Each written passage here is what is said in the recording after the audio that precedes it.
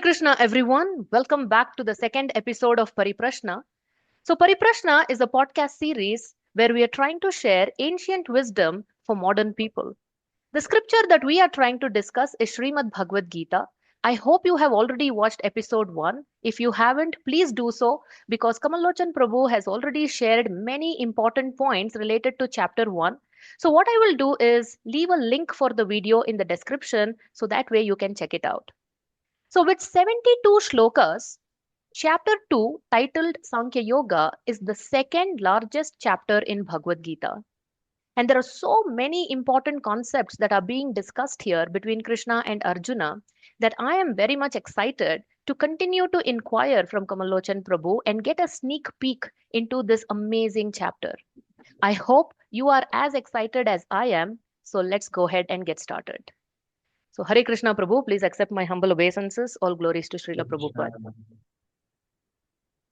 So, this chapter, chapter 2, opens with this heart wrenching scene wherein Sanjaya is describing to Dhritarashtra, Tam tatha kripaya vishtam ashrupurna kulekshanam. He's describing a scene where Arjuna is on his knees, he's almost on the verge of crying. He's saying, Ashrupurna kulekshanam, eyes brimming with tears. So, Prabhu, in our previous episode, you briefly mentioned about the devilish nature of this material world, where how it is a place of misery. So, if the harshness and cruelty of this material world can bring a kshatriya of the caliber of Arjuna to this condition, almost on the verge of crying, then what to speak of us? So, is anyone in this world going to be spared? Do all of us have to sooner or later come to such helpless condition? Nobody is spared. Right from Brahma, the first created living entity, to the ant, and everyone in this world, whether you are in America, or in Russia, whether rich or poor, you are not spared. The material nature is very cruel and it is not merciful.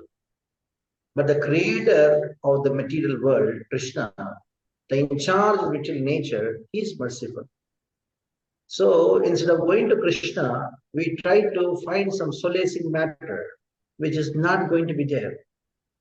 Matter is meant for us to undergo a kind of suffering so that we understand that there is no enjoyment in matter. As long as we try to find out some enjoyment in matter, the more you try to find out, the more you struggle to find out how to extract enjoyment out of matter, that much suffering is there. Because matter is not very compatible with our existence because we are spirit soul. Being spirit soul, we are searching for eternal happiness. And matter is not going to give us. And that is the reason we are actually suffering. Don't blame the matter. You have to blame yourself because you're trying to find happiness in the wrong place. And you get frustrated. And you blame the persons in this world, the people in this world, or the situations in this world. No, don't blame it. Like you blame the jail for giving you suffering. Don't blame the jail for giving you suffering. You blame yourself for coming to the jail. It is the nature of the jail or the people in the jail to give you suffering. That is the duty. So it is the duty of material nature, Maya, to give suffering to you. So it will not spare anyone because it is its duty. Even the material nature, Durga Devi, she is the personification of material nature. And even if she wants to give you happiness, she cannot. She may give you some relief so that suffering can increase. But ultimate solution of suffering is not within the realms of material existence. It is only when you get out of this material existence by taking shelter of Krishna. Okay. So, granted, so let's say we've come to the point of understanding, yes, it is my mistake. That is why I'm here in the jail called material world. Is there a nicer way that Krishna can teach us the lesson instead of making us suffer? I mean, it's really painful with so many problems. If we come to terms with it and take the onus, yes, I made a mistake, I'm here. Now I want to take a U-turn and go back to where I came from. I want to rectify my mistake.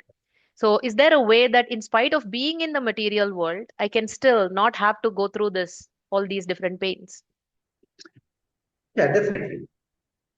Once you study the Bhagavad Gita, you'll understand that there is no solution to suffering, but there is a solution to increase your strength so that suffering is no more suffering for you. So instead of trying to solve the situations which is not going to change, this is the Kalaya, you become strong by accepting shelter of Krishna, by practicing some process of spiritual life, you become strong. And then, in spite of the suffering coming onto you, you're not affected by it. Like, what is intelligence? When it is raining, trying to find a means so that you can stop the rain, is that intelligence? Or trying to take an umbrella and go out so that you're not affected by the rain, that is intelligence. Taking The an umbrella. intelligence in trying to take an umbrella so that you're not affected by the rain. So this world is full, it's raining, miseries are raining. One problem after the other, one problem after the other. It's raining. And then the intelligence is not, somehow stop this. It's not possible. The best is to take the umbrella of Krishna and take shelter of the umbrella of Krishna consciousness so that you are not affected by the rain of miseries. At the same time, you are becoming strong enough to face this world. Nice. So that is very hope giving. That's good that actually there is an umbrella that we can carry and protect ourselves. So someone like me, if I were to look at Arjuna's condition, my heart goes out for him. First of all, it's very hard to imagine him like that. And then I would think, wow, Arjuna is so good and he's so compassionate, and we would appreciate his compassion. But however, when we read the purport of the first shloka in chapter 2, an acharya like Srila Prabhupada seems like he has altogether a different vision. A compassion that someone like me would actually appreciate. Here, Prabhupada is actually looking down upon this compassion. In fact, he's making several hard hitting statements in just one purport. So I would just read maybe three sentences that he's writing. The very first line of the purport: material compassion, lamentation, and tears are all signs of ignorance of the real self. So he's calling him ignorant. And then um here he is writing, the compassion for the dress of a drowning man is senseless. And then another statement,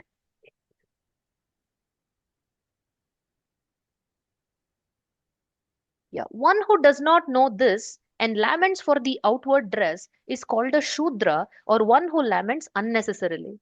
So, why is Prabhupada condemning the compassion displayed by Arjuna? So compassion in itself is good. Love is very good. It is a very great exalted quality. Without compassion, all the qualities becomes lifeless.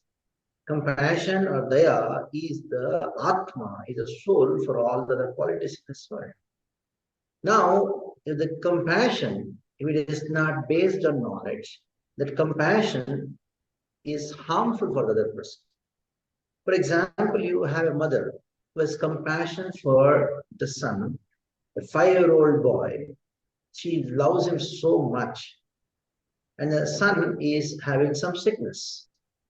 Now she says, why I should take him to the doctor? The doctor doesn't love him. I love him. So I'll find the best medicine, the most costliest medicine, and give it to my son. But she has no knowledge of medicine. What is going to happen to the son in spite of all her compassion, so much for her compassion? The son may die because her compassion is not based on knowledge. Even though you want to do an operation, very good, but you should have the knowledge of doing knowledge. So knowledge is very important for executing any action which is driven by compassion. So if you're really compassionate for any person, for that, either you should have the knowledge based on compassion, or you take the person to a person who has the knowledge, where your compassion and other person's knowledge combined together can really help the other person. So here Arjuna was showing compassion out of ignorance. That is why Srila Prabhupada says the compassion for eternal soul, compassion on the bodily platform is actually ignorance. And not only it is ignorance, but when you execute that compassion, it is actually senseless. It is nonsense actually. So, though he is a good person, a fool. What is the use of being a good fool? You cannot help yourself, nor help other person. So it is the knowledge which is important, and that is based on the knowledge, compassion can deliver the entire world, and that is called self-realization. And Srila Prabhupada talks about the word Shudra. Hmm. Now, what is the meaning of Shudra? Here, a person who is ignorant of the knowledge of body and soul is called a Shudra. Brahma Janat iti Brahma.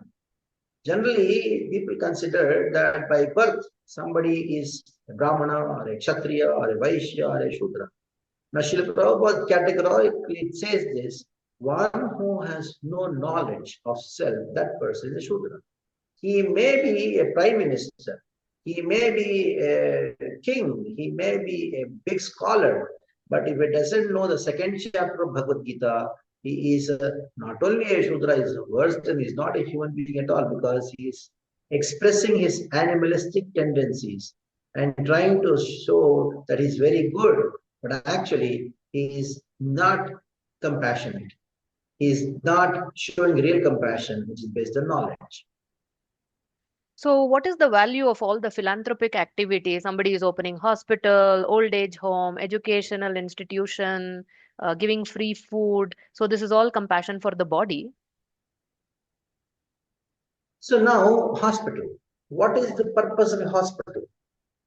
If you are able to cure a person's physical disease, but not the mental disease, then how is it called a hospital? If you are able to cure a person's physical disease and mental disease, but you are not able to cure their intellectual disease, what is the use of that hospital? Your understanding of the hospital is very limited. When your understanding of the hospital is limited, then your cure is also limited. Your care is also limited. So if at all you're opening a hospital, you should open a hospital which actually caters to the body, the mind, intelligence, and the soul. Mm-hmm. And that is how the Vedic system had their hospitals. They are actually a unit of where the care is given at all the four levels. So that's called a hospital. Mm-hmm. Now you say school. What is the meaning of school? Just to give some know-how of livelihood is not enough. Because there are so many people who are very rich, but they are suffering like anything. People are committing suicide in spite of being very affluent, influential, being very famous too. So that is why education means you have to do education at all the four levels. Indriyani paranya, indriyabhya paramana, manasastu parabuddhe, yu buddhe parasastu saha. The Vedic education system is designed in such a way that it takes care of the knowledge, means of knowledge for taking care of the body, the mind, the intelligence, and the soul. And now you're talking about food. Now, food, what about the food for the mind? The dogs, are they not eating food? Pigs, are they not eating food? So just giving them some food is not going to solve their problem. Because many people who have abundant of food in their life, but still they are fighting in their houses. They are just quarreling. They're billionaires and their brothers are fighting with each other. They have friends on the other side of the globe, but they are not having friendship with their own brother who stays in their own house. Mm-hmm. So food has to be given for the body, for the mind, for the intelligence, and for the soul. Amazing. So Bhagavad Gita is so beautiful. It really opens up our mind, it broadens our vision, and it definitely changes our perspective in so many ways.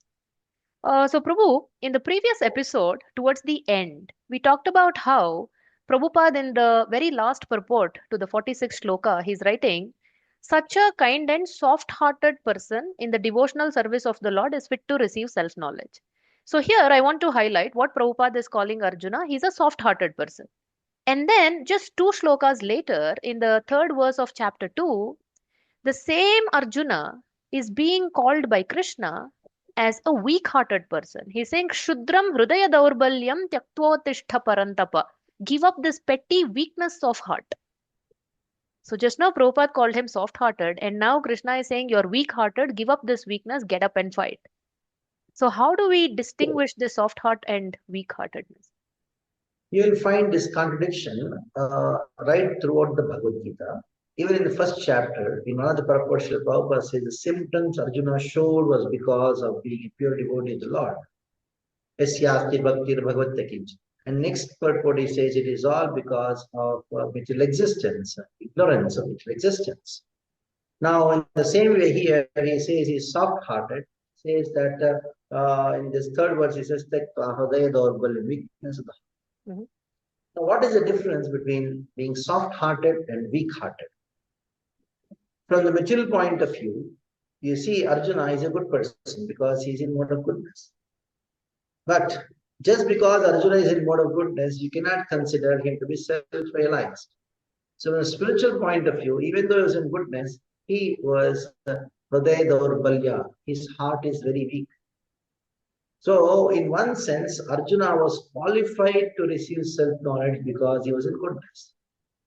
On the other hand, his problem is goodness. So, goodness becomes both the problem as well as the qualification. So, one who understands that I have a problem becomes qualified to solve the problem. If somebody thinks I have no problem, then how will he solve the problem?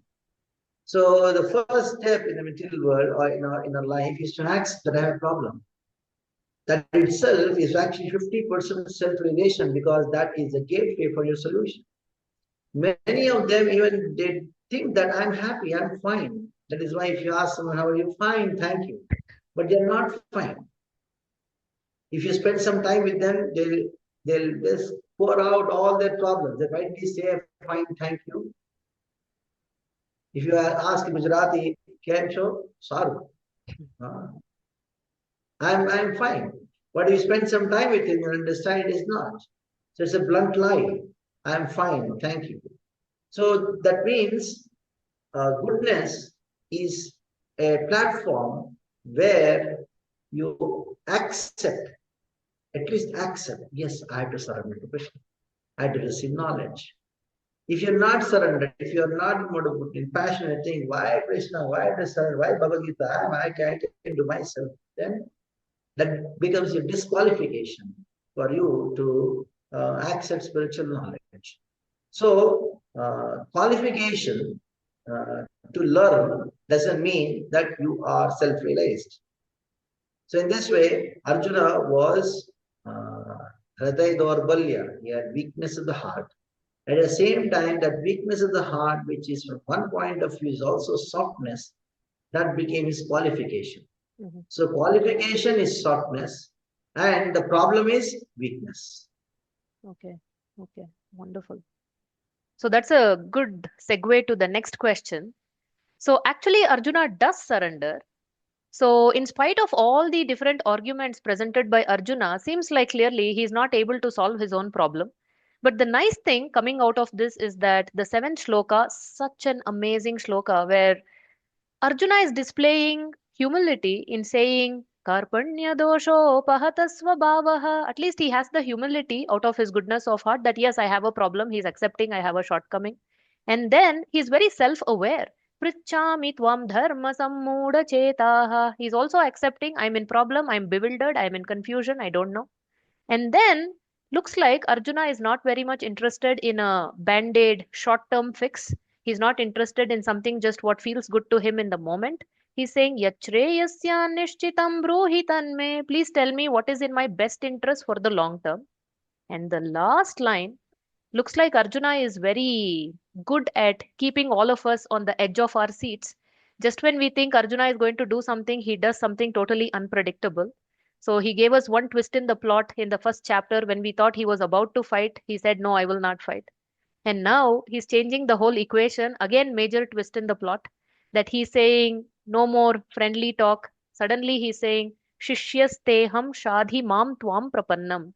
I am becoming Shishya. Now you are my guru and I'm surrendering to you and you please enlighten me. So this prapannam, the surrender part. So Prabhu, I want us to spend a little bit more time just discussing this aspect of Arjuna's surrender to Krishna. So Until now, Arjuna and Krishna, they are maternal cousin brothers, they're almost of the same age, they're very, very friendly. But the fact that Arjuna, of all the people, he surrenders to Krishna, does he already know that Krishna is the supreme personality of Godhead? Is that why he surrendered? First, we should know that Arjuna is an eternal associate of Krishna in the Mm. Sakhya Rasa as a friend. And also, he knows Krishna is Supreme Personality of Godhead because Arjuna's Sakhya with Krishna is Aishwarya Jnana Yukta Sakhya. In Vrindavan, the friends of Krishna, Sridhama, Sudhama, and all, they, Madhubangal and all, they have no idea that Krishna is Supreme Personality of Godhead. They only know Krishna as a friend. So here, Arjuna has this mixed feeling that Krishna is a Supreme Lord, at the same time, is my friend. So when he saw the Vishwarupa, that is where we see that Arjuna, he had this Aishwarya Jnana. He knew Krishna is God. But at the same time, here Arjuna's surrender to Krishna is not the same as Arjuna as a Parshada is surrendering to Krishna. Mm. Now this Arjuna is an Arjuna who was put into illusion by the will of Krishna. Okay. He is put into illusion by the will of Krishna. So now this Arjuna, what we are seeing in the first chapter, is representing us. Mm. Is representing us. Now, out of great compassion, Krishna has offered himself to Arjuna as his guru, as a spiritual master. So Arjuna is teaching us, Krishna is teaching us through Arjuna that you have to approach a spiritual master. Now here, it is not Arjuna surrendering to God Krishna, but Arjuna, who is put into illusion by Krishna, is surrendering to a guru. So now Krishna is acting as a guru and Arjuna is acting as a disciple. So Sishyasteham Shadimam Tvam Prapannam. So now when you go through the entire Bhagavad Gita, when you reach 10th chapter of the Bhagavad Gita, there when Krishna spoke the 4 verses called the Chatushloki Bhagavad Gita, Ham Sarvasya Prabhu Vattas Sarvam Pravartate Iti Vakta Vajante Ma Buddha Bhava Samannita. He goes on speaking these 4 verses. That is the time when Arjuna says, Param Brahma Parandama Pavitram Paramam Bhavan Usham Shashvatam Divyam Adidevam Vibhon Avastvam Rishas Sarve Devarishnarvasta. So that is where now Krishna shows the shows through Arjuna that I am God. Now at present, you have to see Krishna as your guru and Arjuna as a disciple. Okay. So that is how we have to understand this context. Okay. Okay. Okay. So the way Arjuna is trying to solve his perplexity is by way of surrendering to Krishna as Guru, what you just explained. Now, just like Arjuna, of course, we are not to his level, we are not having to kill our own family or anything like that. But however, we also seem to be in a constant state of perplexity. We also don't know what is Shreya. A lot of times we think this is good for me and we end up doing something and then it really turns out horrible. So we don't know what is Shreya. And Dharma Sammuda Chetaha. Many a times there are conflicts. What should I study? Where should I study? Which city should I live in? Which country should I be in? Should I marry? Should I not marry? How many children should I have? What should I do? What job should I take? So many conflicting decisions that we have to make. So, is there a way to solve our perplexities other than surrendering to a guru? Do we have to surrender to a guru? Is it a must and should that we all should surrender and solve our perplexity? Or are there alternative ways where we can solve our perplexities? No, I'm thinking who till date anybody has found some alternative way of. Where is that alternative? There's only one way, that is to surrender to a guru. Now, in any field of life, in any field, whether it is physics or mathematics or dance or cooking, if you are confused, where will you go? You will go to a person who is expert in that particular field and inquire from the person. It is by default, it is natural. Even though you have a book, you're reading the book, when there is a doubt, where will the student go? go to a teacher. So if the books are enough, then why the government would have these big universities? Why do you send your children to school? Books are there, give the books to the student and study and give the examination. Because when you study, you're going to get doubts. And there should be a person who is experienced in that subject to solve the doubt. So now what is the subject? The subject matter is life. And what is the textbook of life? It is Bhagavad Gita. And who is the teacher of life? How to lead our life? It is our spiritual master who has the experience of the Bhagavad Gita, experience of life. So you have to surrender to Guru. It is not an official thing, okay, हमने Guru कर लिया. No, it is a necessity. It is an absolute necessity for everyone who is living. It is not only just for some, okay, for some people they surrender. No.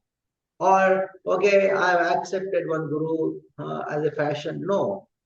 It, as much as a physics student studying physics book requires a physics teacher to solve the doubts which arise in the mind regarding physics, everybody living a life,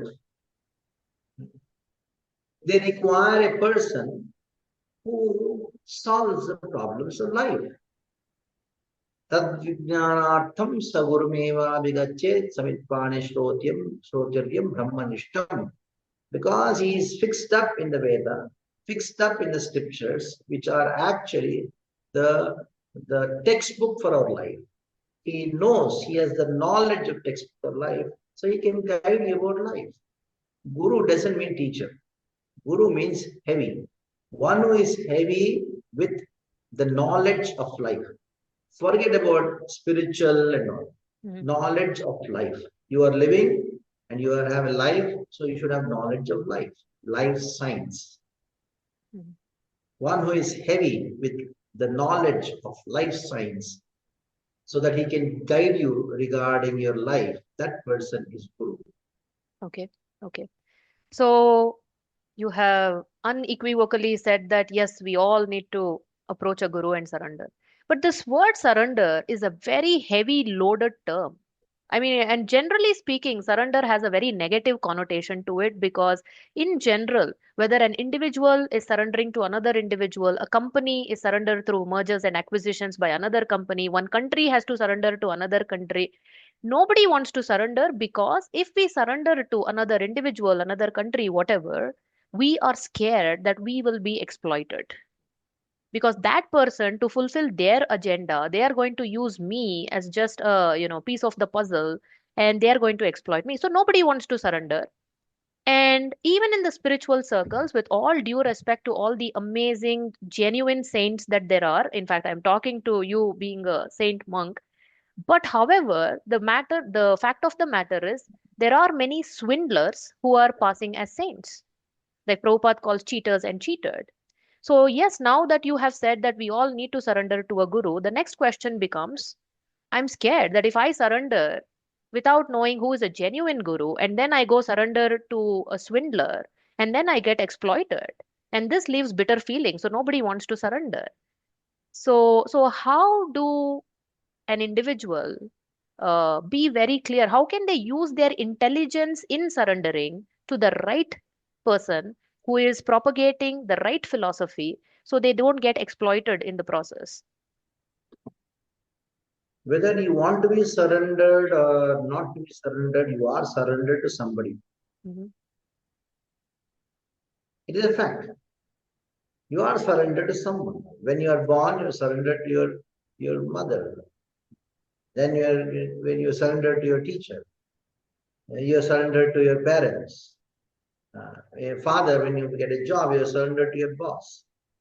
So you are surrendered. Ultimately, if you say, I'm not surrendered to anyone, you are surrendered to material nature. You are surrendered to time. Time comes and you die, you surrender. We are subservient. We are not independent. So that is the first point to understand that we are surrendered. We have to surrender. It is not that if I surrender, I don't want to surrender, I want to surrender. No, no. Whether you want to or don't want to, you're already surrendered. Now you decide whom should surrender to. You should surrender to the person who thinks of your benefit. Our experience in this world is when we surrender to someone, they exploit us. There is a fear. So intelligence is not that I will not surrender. Intelligence is to surrender to a person. And you have to surrender to someone. So I surrender to a person who is thinking of my benefit. Who is going to think of my benefit? Shreyaha. That is what Arjuna asked Krishna. Please tell me what is beneficial for me. Yes. So now, who is that person who thinks of others' benefit? Who is that person? One who has no personal motive. He is nirapeksha. He is only thinking of others' benefit. So such a person is, if you have some self-motive, some motivation, then how can you think of others' benefit? Even if he thinks of others' benefit, he will use them for his benefit.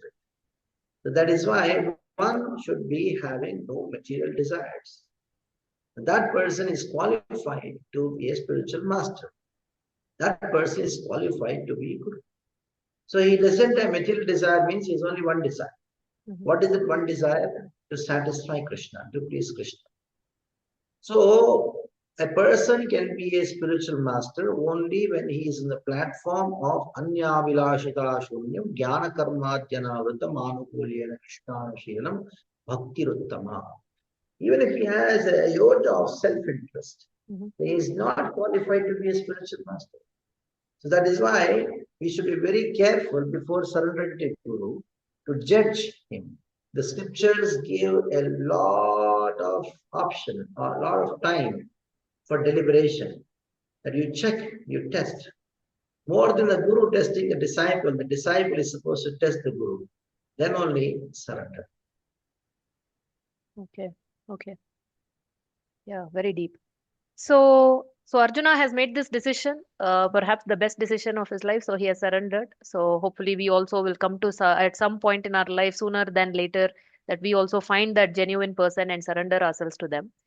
And then what a shloka! I mean, this is so beautiful, so wonderful. The 11th shloka. Immediately, the moment Krishna assumes the role of a guru, he's exposing Arjuna as an ignorant person.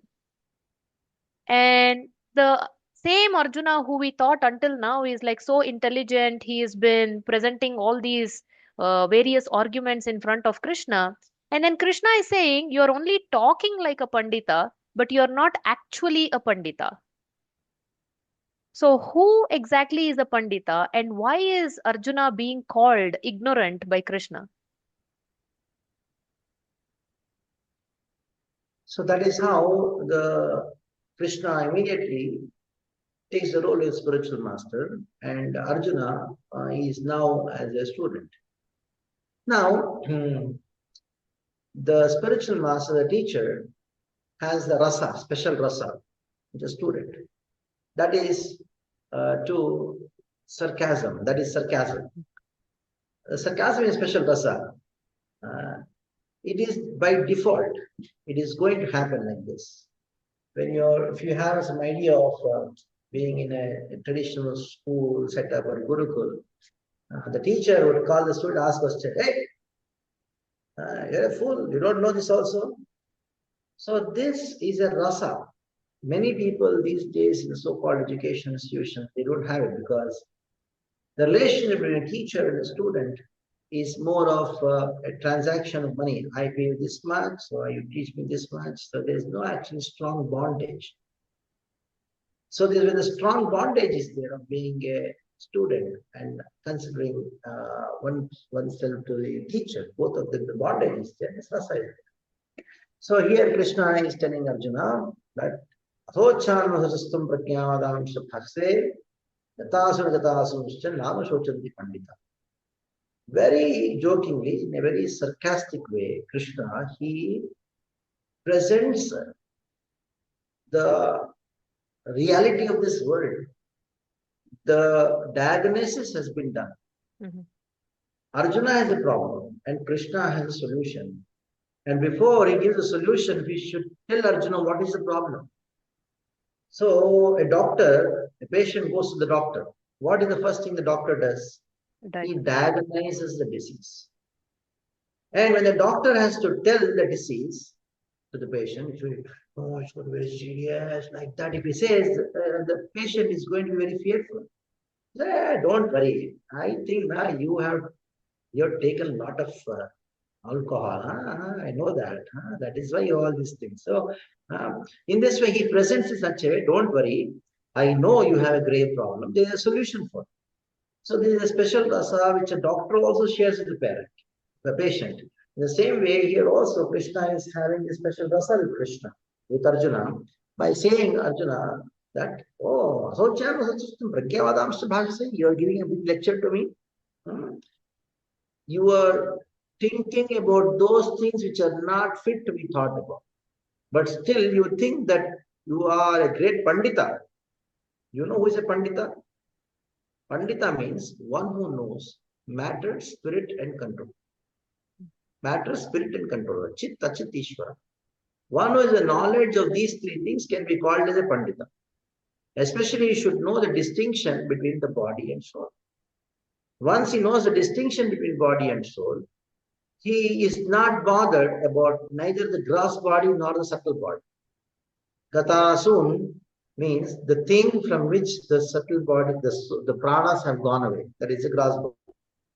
Agatasun means the thing which from which the pranas have not gone. What is that thing? That is the subtle body.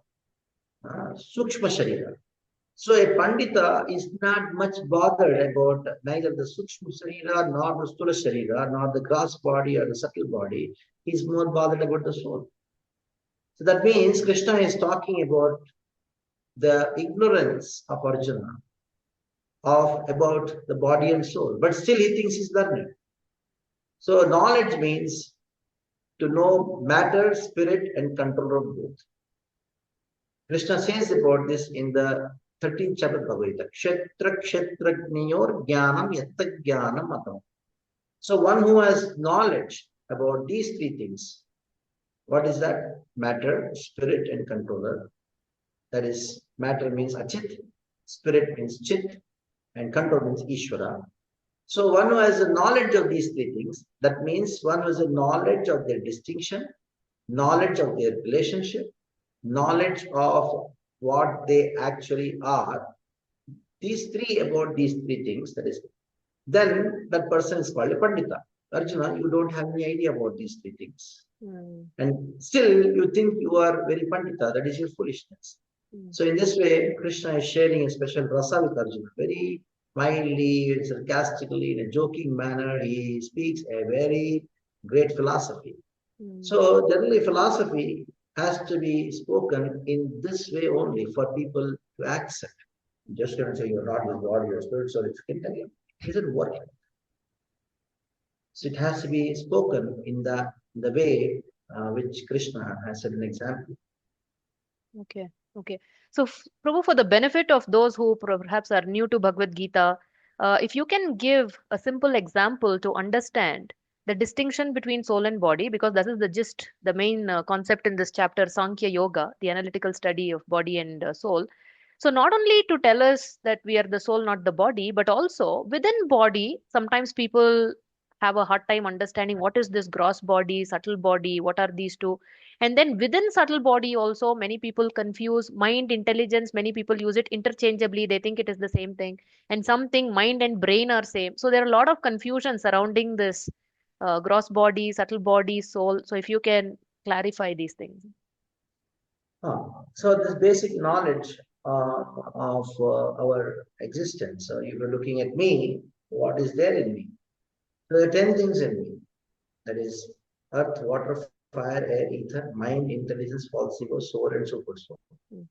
So now in these 10 things, the 8 things, that is earth, water, fire, air, ether, mind, intelligence, and false ego, they constitute the material body. Krishna says in the Bhagavad Gita, Bhumirapo nalo vayokham mano buddhireva chahankaram iti me binna prakriti ashtada 8. So within this 8, that is the material body, There are again two parts in it. One is known as the gross material body, other is known as three are considered subtle material body. So the gross material body, which is made up of five elements, earth, water, fire, air, ether. These five elements, the gross body, which you are able to see, that is called the gross. So this body is made up of these five elements, earth, water, fire, air, ether. This can be compared to the hardware of the computer. And you have three elements, that is mind, intelligence, and false ego. These three are subtle. It cannot be seen. It cannot be measured by a tape or some measuring instrument. You have mind, but cannot be seen. You have intelligence, cannot be seen. You have false ego, cannot be seen. So these three constitutes the subtle material body. Now, you have brain. Now, there is a distinction between brain and mind. Brain is the part of the gross material body, but the mind is subtle material body, like the software and the hardware of the computer. The subtle body can be compared to the software of the computer, and the gross body can be compared to the hardware of the computer. So your software and hardware. But though you have a software and the hardware, the computer functions only when there is electricity.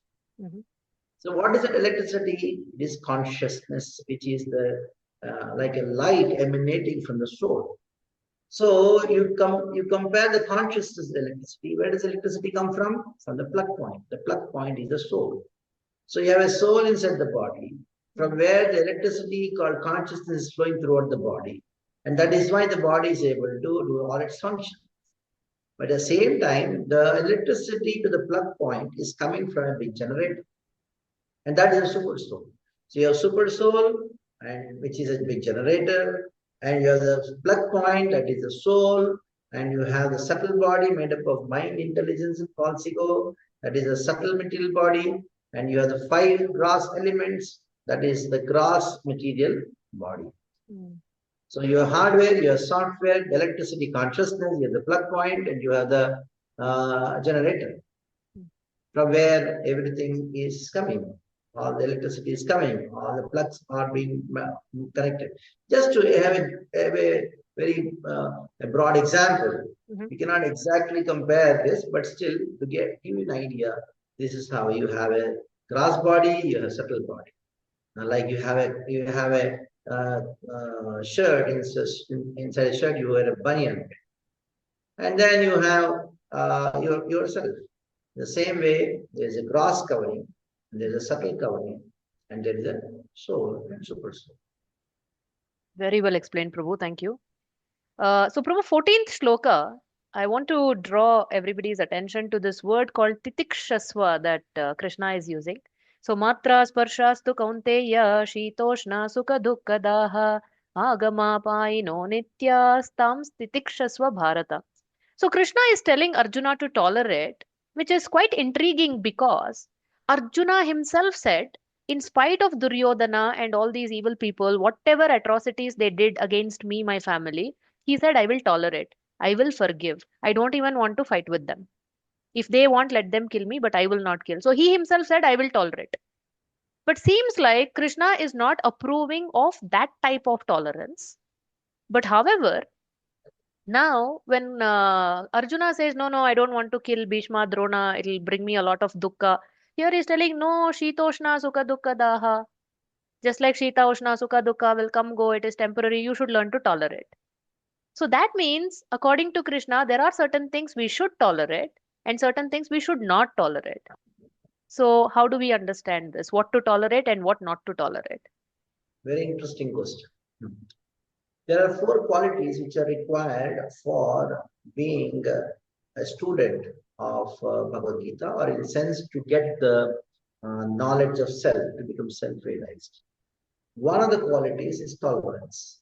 The first one is control of mind and senses, which Arjuna displayed in the first chapter, 32nd verse, where he says, Kim no rajyena govinda, kim bhoger jivitenva, what is the use of this bhoga in this world, Arjuna, Krishna, when you are with me?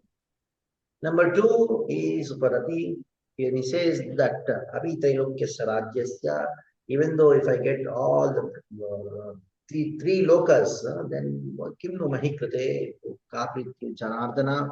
So that means he shows Uparati, indifferent towards material things.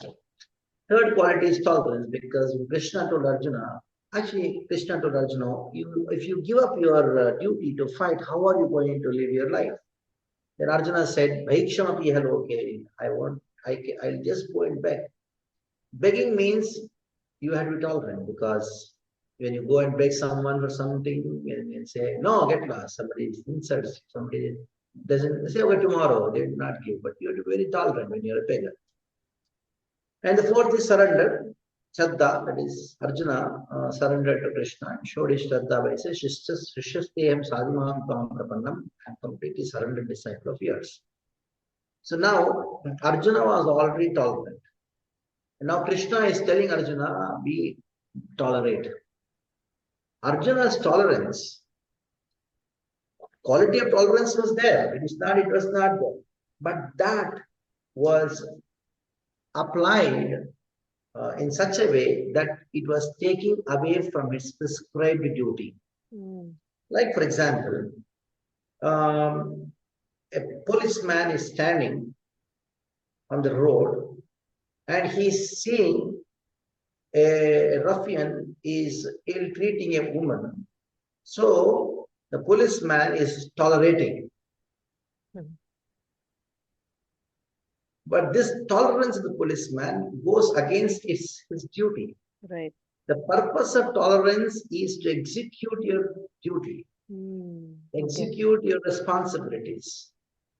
So the responsibility of every human is to attain spiritual knowledge and then make spiritual progress. That is the first responsibility.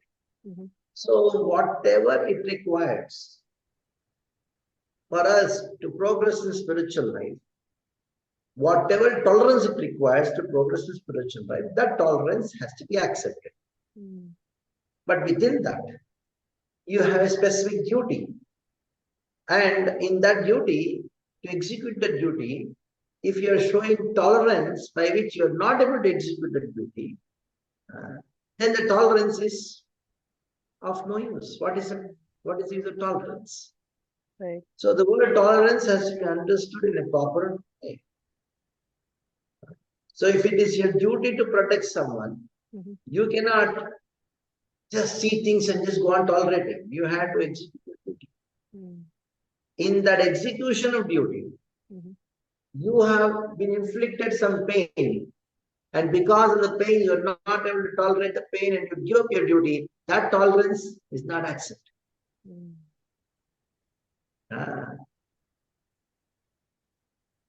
There you have to tolerate, because that tolerance, which is going to help you in executing your duties, your prescribed duties. Right. So prescribed duties require tolerance. Nothing in this world comes from the past. A lot of hard work and perseverance should be there. Right. So for that, Krishna is saying tolerate. Right. Right. If you see the series of the verses from 12, 13, 14, there Krishna is telling Arjuna, to Arjuna, that you have to tolerate, because when Arjuna told Krishna, I cannot tolerate shooting arrows onto Bhishma and killing Bhishma. How can I tolerate that? Then Krishna told Arjuna, anyhow you have been tolerating it, because Bhishma has changed his bodies many times. So then Arjuna told Krishna, it is not that I am not able to tolerate. I know that Bhishma's body has been changing. But still, if I shoot an arrow, then Bhishma's body is destroyed. So I cannot tolerate it. Because of my attachment to Bhishma. I know Bhishma's body is somehow going to be destroyed only. I know that Bhishma's body has been changing. It is not by my shooting arrow he is going to die. I am not able to, I am suffering because of my attachment. So then Krishna says, as long as you have attachments, into this world, you will be having suffering. Mm. So till you get out of this attachment of this material world, you have to tolerate. Mm. That is the subject here. Oof, so amazing. So Bhishma is not the problem. Arjuna's attachment to Bhishma is the problem. Okay. Very, very nice. So, Prabhu, another seeming contradiction, which I'm sure you're going to clarify very soon. So, in encouraging Arjuna to fight, Krishna is trying in so many different ways. And here he's saying, Akirtim chapi bhutani katayishyanti te vyayam sambhavitasya cha kirtir maranadati richyate. He's clearly telling Arjuna, what is this? People will speak about your infamy, and you have been a man of honor, and for you to be dishonored is worse than death. And Arjuna, who clearly said this in second chapter, then in 12th chapter, in so many other places, he says, Mana apamana yoho, mana apamana, what is all this? You should be equipoised. Somebody is honoring you, dishonoring you. Stuti, ninda, somebody is praising you, somebody is criticizing you. Just be equipoised. So here he is telling, honor for a man who is honored, dishonor is worse than death. They'll speak of your infamy. There he is telling, fame or infame, honor or dishonor, take it equally. So, what is the seeming contradiction between the two? Arjuna gave 5 reasons why he's not going to fight. Out of compassion, I'm not going to fight. Hmm. Because of enjoyment, I will not fight. Because if I kill my own people, how will I enjoy? Number 3, he said, if I kill, though they are sinful, by killing a sinful person also I will be afflicted by sin. Hmm. Then he gave, if I'm the cause of the war, and the war becomes the cause of unwanted population who create a hellish condition, the root cause of the hellish condition in this world is me, and I'll be going to an eternal hell. So I'll not fight for that reason. Social cause he gave. Fifth one, he said, I'm confused. Now, in that particular section, that is the 31st till the 7th verse, Krishna answers Arjuna's second reason for not fighting. Hmm. The second reason is enjoyment, which is enjoyment is actually an outcome of passion. When Arjuna said, how better if I fight and win the kingdom, I'll not enjoy.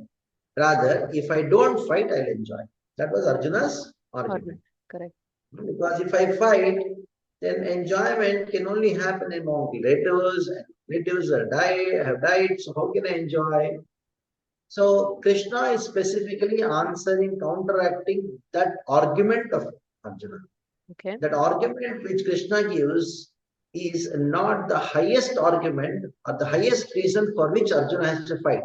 Hmm. Arjuna's argument was, how can I enjoy if I fight? Then Krishna says, even if you want to enjoy Arjuna, you have to fight. Okay. Because if you fight and die, you will go to heaven and enjoy. If you fight and win the kingdom, then you'll enjoy this kingdom. If you don't fight, you will suffer in this world because people will call you by name saying that you're a coward, which is worse than death. If you don't fight for non-performance of your duty, you will go to hell and suffer. So your argument that my enjoyment will be there by not fighting, that is refuted by Krishna. Hmm. So after speaking the secondary reason for Arjuna to fight, or secondary reason to fight, then Krishna talks about the primary reason to fight. What is the primary reason?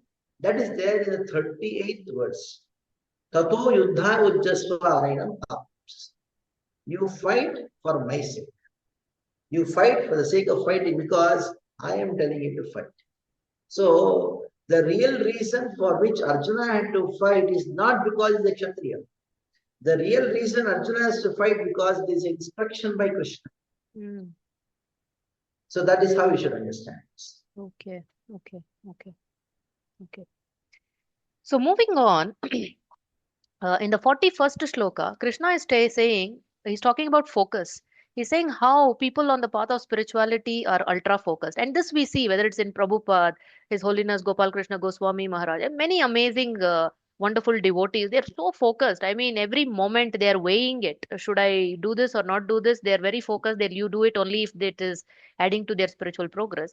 So Krishna is saying, Vyavasayatmika buddhir ekeha kuru nandana.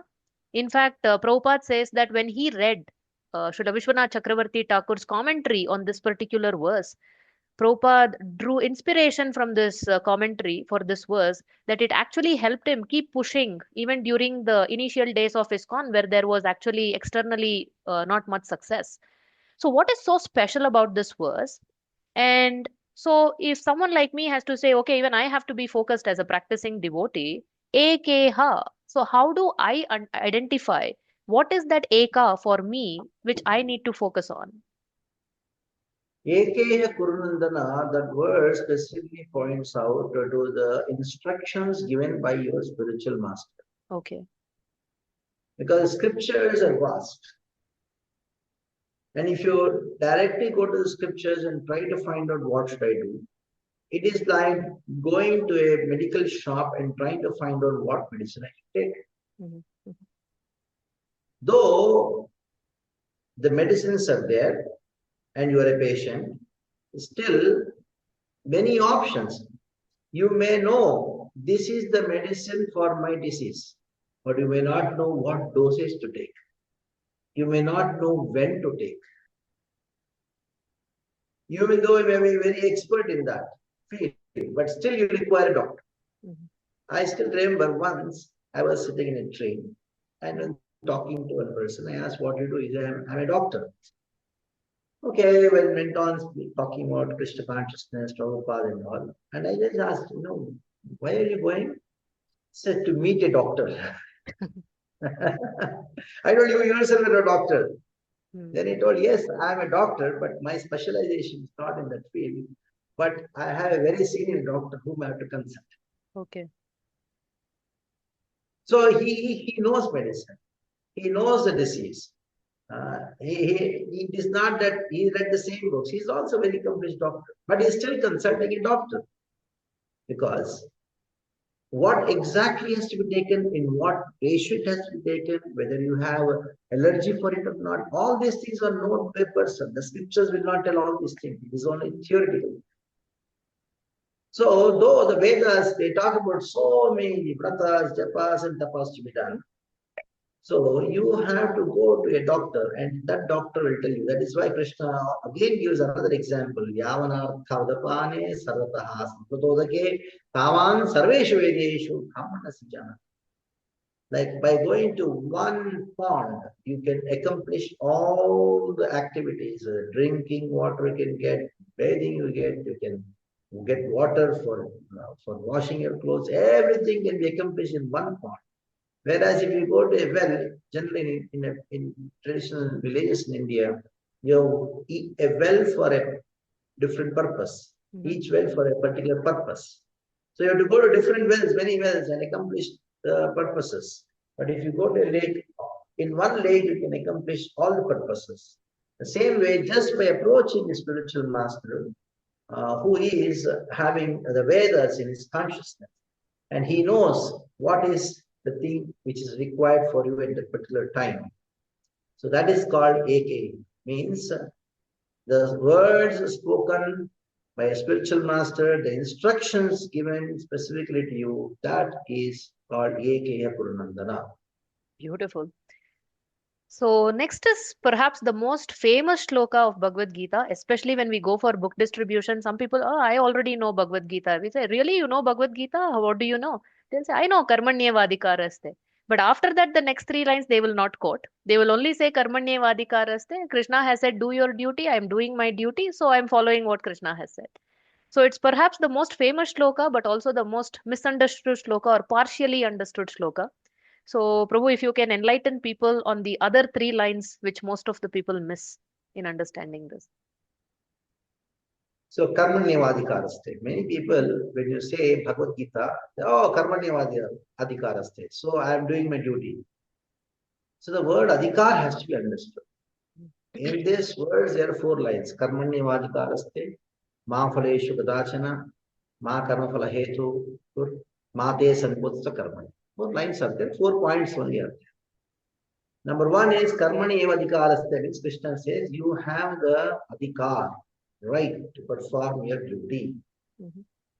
So, then the next line says, ma phaleshu kadachanam. Never you have the adhikar over your phala.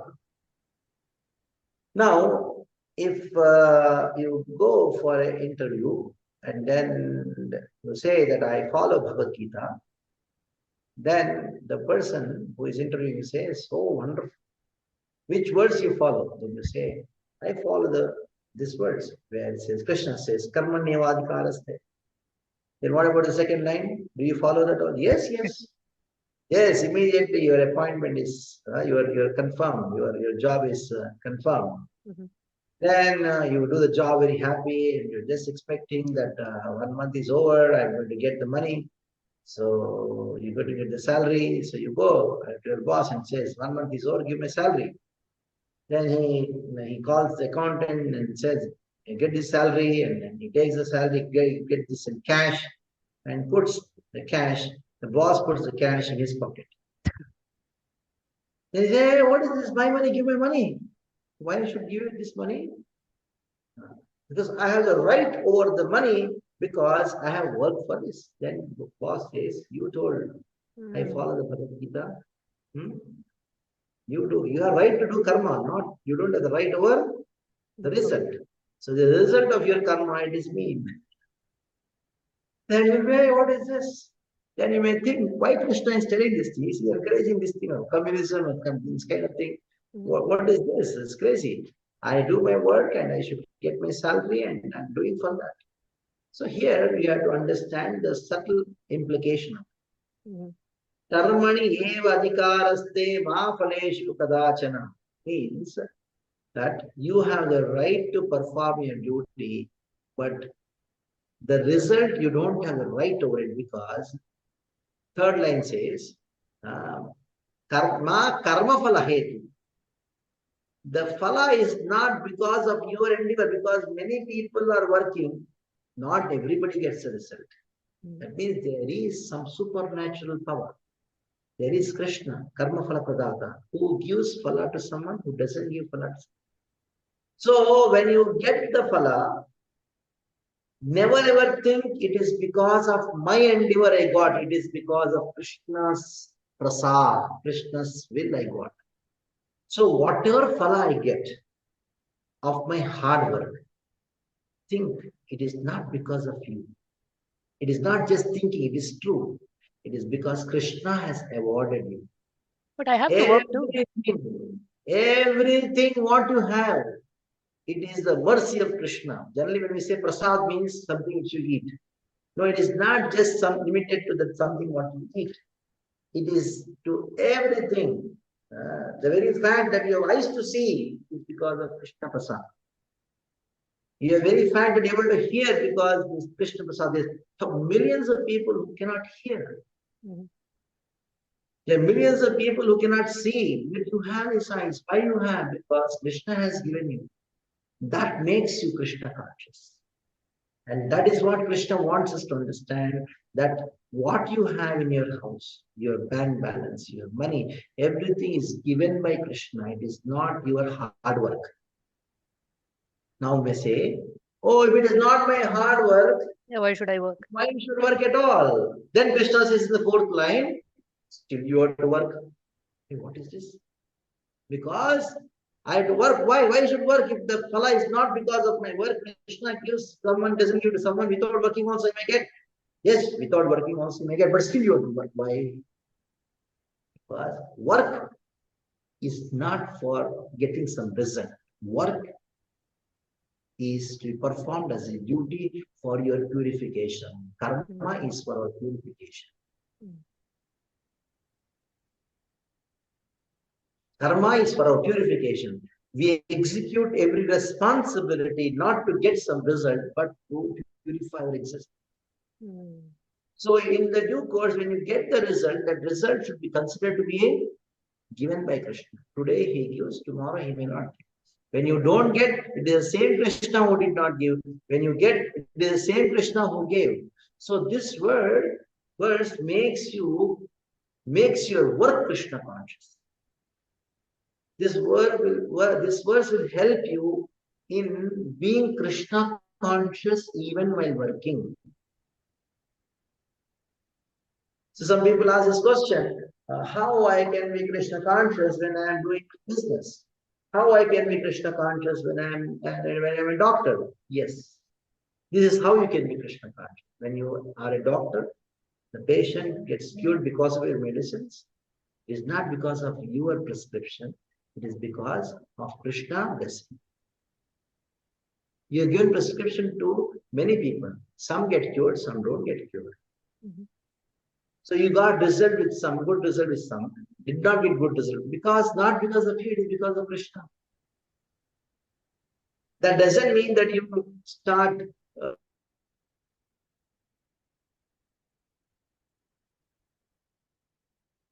being careful about your work. It purifies your existence. And it makes you Krishna conscious even while you are working. So that is called Karma Yoga. True, then where is the law of karma here? I am getting certain results in my life because of what I have done in the past. The others are getting their result based on their past work. So ultimately, it is my work, maybe not necessarily the hard work I'm putting now, but whatever good or bad work I have done in the past, I'm getting. But now we are saying, no, no, Krishna is giving you, but Krishna is giving according to what I have done in the past due to use or misuse of my free will. Yes. If Krishna doesn't sanction whatever you have done in the past, that results will not come. Mm-hmm. So Krishna is a sanctioning authority. So there is a philosophy called Karma Mimamsa, say that God is subservient to your karma. So if you do good, he has to give you good. If you do bad, he has to give you bad. Mm. It is not that he has to. Right. He awards you. He may or may not. The free will is there. So our karma is subservient to God. Okay. Otherwise, what is the question of moksha? Mm-hmm. Mm-hmm. If God is subservient to your karma, then you'll be struggling in this world, going on. So by doing this karma yoga process, mm-hmm. by doing the responsibility, or executing the responsibilities, keeping Krishna in center, practicing this verse of karmanyevadhikaraste ma phareshu kadachana ma karma ma karma phala hetu. You think that you're not the hetu, because you are not the hetu, that phala doesn't belong to you, it belongs to Krishna. With this consciousness when you work, then that purifies you. Okay. So this karma is for purification, not for phala. Okay. Phala comes because of Krishna's will. So, Prabhu, besides Sankhya Yoga section, another major section in chapter 2 happens to be the Sthita Prajna section, which comes towards the end. So, who is this Sthita Prajna, and why is our dear Arjuna so intrigued by this, and he's so curious? He wants to know about the symptoms of Sthita Prajna. So, who is the Sthita Prajna, and why is Arjuna so much interested in this? So, when somebody is very much fixed up in practice of Buddhi Yoga or Karma Yoga, that gives you a realization, I am not this body, I am spirit soul. Just see, there is a connection between the Sankhya Yoga part, that is the 11th verse to the 30th verse, the second chapter, and the 41st verse till the 53rd verse. What is the connection? The connection is very simple. The connection is, in Sankhya Yoga, Krishna gives the knowledge that you are not this body, you are spirit soul. But it is not realization. How do you realize it? How do you realize that I am not this body and spirit soul? You cannot go on saying that I am not this body and spirit soul. I am not this body and spirit soul. I am not this body and spirit soul. Go on chanting this mantra for 16 rounds. It is not going to give you any realization that you are not this body or spirit soul. So interestingly, you are not this body or spirit soul. That realization comes by using the body which you are not. So that is why Karma Yoga. So by practicing this Karma Yoga, the knowledge that I am not this body and spirit soul automatically manifests. Self-realization is the purpose of Karma Yoga. An interesting example is given. You have a log of wood. There is fire in it, but cannot be seen. In the same way, you have this body. There is a soul in it. You cannot see it. But you take the firewood and then do some gharshan. There is a process by which you rub the wood with each other. Then the fire which is within it, which is not seen, it manifests. In the same way, when this body, the soul is there, the unseen soul can be realized when you do gharshan of this body with Krishna Seva. Mm. When you scrub your body, that means you go to a great extent of straining your body. And in one sense, you are actually using your body, using all your strength in serving Krishna. Then the fire in the wood comes. In the same way, the self-realization manifests. So the way to realize that I am not this body, I am spirit soul, is through the body. The way to get the fire which is in the wood is by wood only. Mm. So you don't want to realize the wood, but you require the wood to realize it. That is why we take care of the body. Mm. Okay. Just because we are not this body, we are spirit soul, we spiritualists actually take care of the body in the best way. So those who are on the path of spiritual life, they are most fit because they know my goal of self-realization is dependent on my fit body. On the other way, those who think I am the body, I have to enjoy this body, they don't take care of the body, rather they fall sick. Many devotees, they have this realization that after coming to Krishna consciousness, they are more healthy.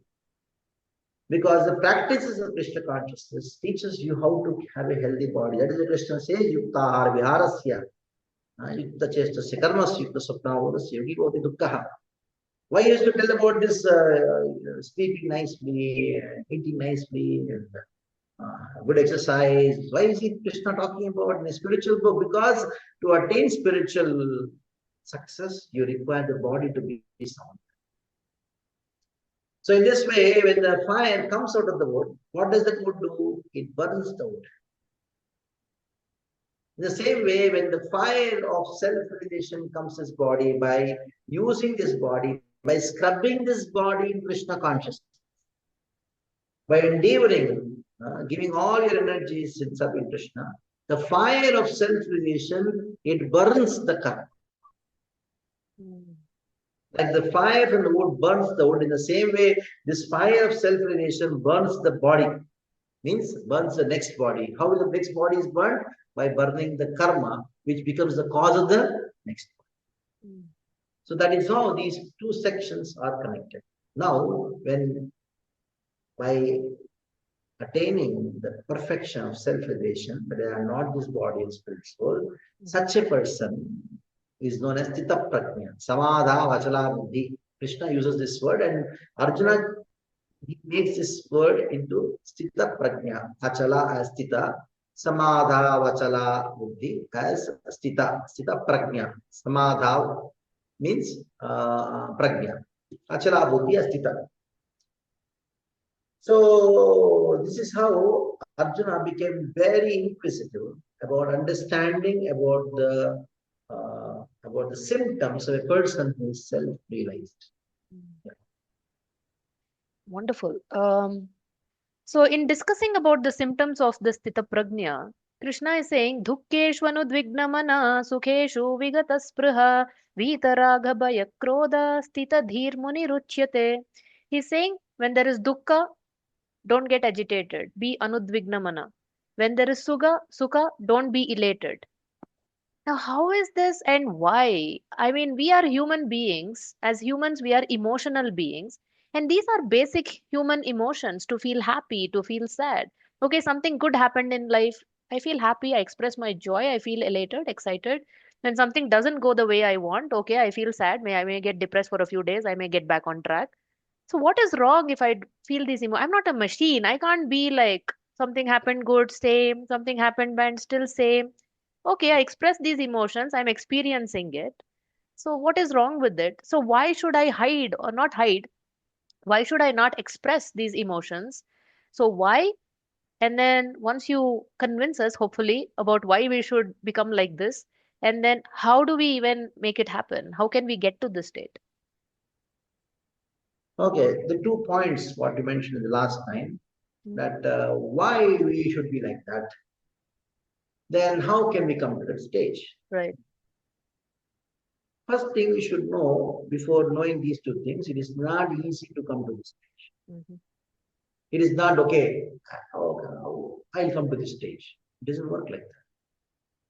So this stage of being equiposed in both happiness and distress, why we should be like that? Why you should not? Why? What's wrong in being expressing my emotions? Because when you become very happy because of getting something what you want, or getting rid of something which you don't want, then you go very high in your mental states. And I am so happy. But that is not going to stay for long. Immediately something comes which makes you depressed, you just fall down and you cry. The more high you go when you're happy, more low you go in your depression. When you're unhappy, in situations of unfavorable situations come. So in this way, the whole life goes sometimes happy, sometimes miserable. In this way, after some time or in some point of your life, you get frustrated. When you're happy, you know that the misery is going to come. So you become miserable when you're happy. When you're miserable, then you think, okay, happiness is going to come. In this way, you become confused. Lada kari, tapa kari, mishra. Mm. So our life is being described in the Chaitanya Charitamrita. The suffering is not just only two kinds, happiness and distress. It is three kinds. Mhm. An example is given that of a king giving a punishment to a thief. The thief was caught for stealing something from the treasury. So the soldiers take him and drown him in the water. And he's struggling, he's gasping. He's just about to die, leave his body. The soldiers lift him up. Then, the moment he's not experienced in happiness, he's put down. Then he's struggling. So after doing it for a few times, then when he's put inside, then he's confused, what is going to happen to me? And I still have the fear, I may go down. So fear takes over. So when you get something, then there is a fear. Mhm. In childhood, when we are small children, small things made us happy. Small things made us very distressed. But as you grow in this seesaw of happiness and distress, Mhm. even though you get something which is going to make you very happy, also something is going to make you so depressed, also you're always depressed because of coming to the platform of frustration. Mhm. So this happiness and misery, this toggle makes you break down, because if you take a wire and then go on doing like this up and down, it breaks down. So there's a point in everybody's life they practically break down, come to the point of being break down, so it doesn't matter. Frustrated. That is the time when they start taking alcohol and all. Mhm. Mhm. So this is how this happiness and distress brings you to this condition. Hmm. Now coming back to the point. Now what about emotions? So Krishna says this thing. He says that you substitute the emotion of compassion, of love. Mm. When you are happy, you share your happiness with others in the form of being compassionate to others. When you are in a very good position, you help others. You do seva, Krishna seva. You serve Krishna, you serve the devotees. Because that is a time when you are able, both materially as well as your you're mentally, you are able to do some practical things.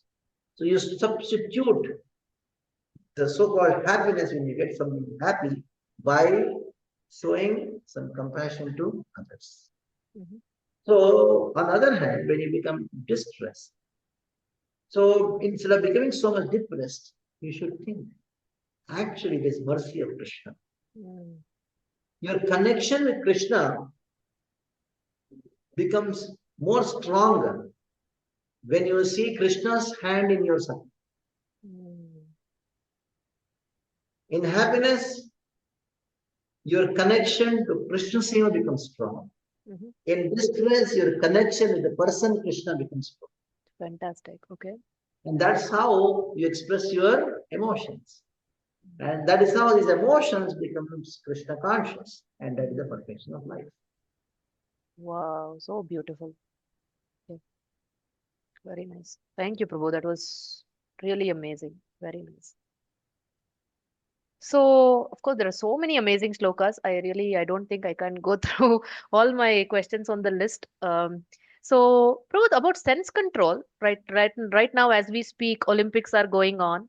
So, even for these athletes to perform at the level that they perform, there's a lot of discipline, hard work, sense control, their eating, sleeping, their whole lifestyle, everything is monitored and regulated.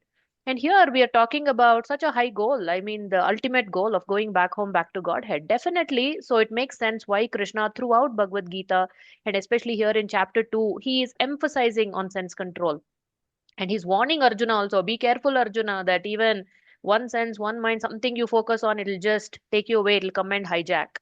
So, so how can we practically follow this sense control when it comes to spirituality in general? So, how can we practice sense control? See, when you say control, Mhm. I'm controlling the car. What does it mean?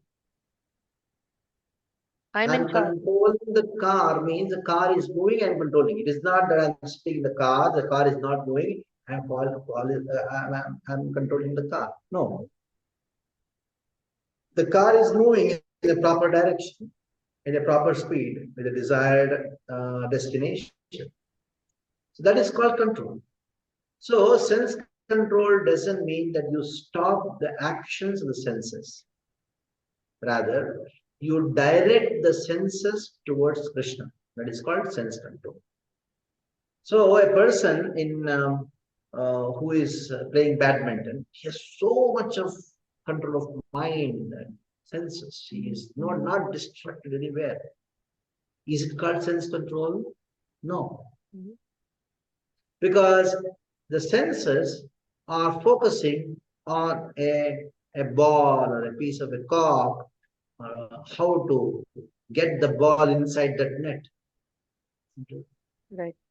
So that is actually not sense control.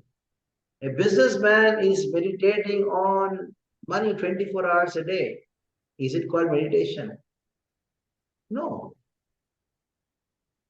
Sense control means that you are directing the senses to achieve a particular goal.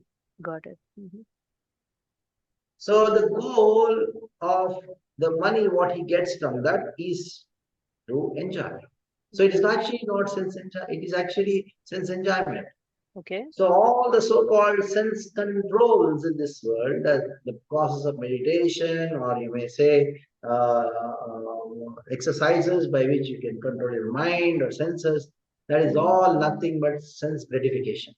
Mhm. Because their goal of sense control is sense enjoyment. Mhm. Whereas Krishna in the Bhagavad Gita, he talks about sense control means engaging your senses in Krishna's. So that is called sense control.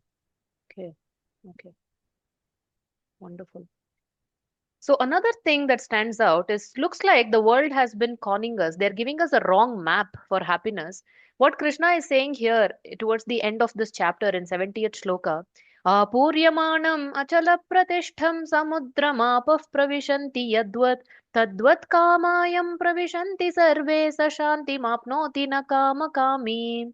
So drawing the attention to the last line, Sashantim apnoti na kama kami. So Krishna's map for attaining peace, happiness is na kama kami. Don't desire to fulfill your desires. Just ignore them. And of such a beautiful example Krishna is giving of this ocean and all the rivers are coming and dumping, but the ocean always stays in its maryada. So desires are coming, but you don't act on it. That way you will be peaceful. But the whole time, the whole society, everywhere, advertisement, this, that, everything is geared towards desire more. Then work hard, fulfill that desire. Then, in fact, if we don't have desire, then people think that what's wrong with you? Why are you not ambitious? So, one thing is, so how do we reconcile these two? The world has been programming us in one direction. You have more karma and then you work hard and you fulfill those desires. Then you have more karma and keep on going. And Krishna is saying, karma comes, let it come, desire comes, but you don't work on it. Then you will be peaceful. So, this is one thing. And the next thing, if we follow Krishna's formula of becoming a na kama kami, what is the fuel that is going to drive me? What is the purpose for my life? Why should I wake up in the morning? I don't have any desires to fulfill. I might just as well just lay back and do nothing. So, Desire is the driving force for our actions. So when Krishna says Nakama Kami, he is talking about desires of sense enjoyment, which is so self-centered, which is going to be self-destructive also. So now, when Krishna talks about Kama there, it refers to sense enjoyment. Now, can the soul ever be desireless? no. It has to have desire. So we understand what is the desire of the soul and work hard to achieve that desire. Okay. Krishna is not saying that you should not desire. He says desire. Mm. For what? Achieving something which is meant for your human life. Mm. Human life is meant for self-realization. And having a great desire to achieve that self-realization, you have to work hard for that. Even for simple things in this world, you have to work hard. A few thousand rupees, you have to work hard. Then what to speak of self-realization, you have to work hard. So the goal has to fix that. And what is the process of self-realization? To serve Krishna. And the devotee works hard. Do you think Prabhupada did not work So he worked the hardest. hardest? Because he has the hardest goals to achieve. Mm. So you have to work hard for it. One time somebody asked Prabhupada that one of the qualities of devotee is sarvarambha vrityagi. He gives up starting something big endeavors. Then why did you start this worldwide movement of Islam? The Prabhupada said that I started this worldwide movement to make people stop starting. So sarvarambha vrityagi. But endeavor for Krishna, utsaha, nischaya, dhairya, that has to be there. Working hard for Krishna should be there. Having a desire to serve Krishna, attain Krishna has to be there. So when you have a strong desire, you work hard for it. Wonderful, Prabhu. Brilliant. Prabhu, in conclusion, chapter 2, although Krishna is talking about so many things here and they themselves, each verse we could go on. I mean, there can be, even one podcast will not be sufficient to discuss each sloka in one podcast. Um, but what is the conclusion that Krishna is, in one sense, it seems like Krishna is nudging Arjuna in the direction of get up, fight, get up, fight. That seems like the underlying theme. But however, is he, nowhere explicitly he said, just get up and fight. So Arjuna said, I'm surrendering to you. Tell me what is my best interest. Has that question been answered in this chapter by Krishna? So Arjuna also had the question, the same question what you had. Arjuna started thinking, Krishna, I asked you one question, Yashreyaha. Yeah. Did you really answer what? I have faith that you have answered, but I did not get anything. I am confused. So the whole purpose of the second chapter is to confuse Arjuna. So if you are confused by today's session, so the purpose of today's session is successful, because if you are not confused, you will not go to the second episode, the next episode, third chapter. Wow. Arjuna He was confused. Yeah. Because it was like the knowledge was like a waterfall. When you go to a waterfall with your palms and you go and say, oh, some water, come out and see, no water has come because though it's a big waterfall, your hands have become wet. Not a drop of water because the water fell and went out. Right. So Arjuna also had the same problem. So if you're asking this question, that means our episode is successful because I have confused you and all the audience too, so that they'll be ready for the third episode where Arjuna, in his confusion, he asked a question to Krishna. Otherwise, if Arjuna was very satisfied with the second chapter, would have understood everything, then the Bhagavad Gita would have been over in the second chapter itself. Right. Perfect. Perfect ending. So, Prabhu, as usual, the final round is the Brahmastra round. So, from the previous episode, I know you are very expert in counteracting the Brahmastras, but let's see how you're going to fare in today's updated Brahmastras. So, a dozen questions coming your way, and you have to answer them rapidly. Okay, the first question: what brings you the most joy in your spiritual practice? When I see somebody also taking up spiritual life because of my samseva Very of nice. teaching Krishna consciousness, Mhm. So, what is one modern technology that you find useful? WhatsApp, Yeah, I agree totally. Third question: what are you most afraid of? afraid of losing opportunity for preaching Krishna consciousness. How nice. Can you please recite your favorite shloka for us? तत्तेन कम्पान् सुसमीक्षमाणो भुञ्जानमेवात्मकृतं विपाकम् विद्वावपुदेर्विद्वान् नमस्ते जीवेतयो मुक्तिपदे सधाय भाग. Lord Brahma's prayers. Wonderful. What is the best advice you have ever received? There are three advices. Mhm. Number one, don't say no to any seva given to you. Mm.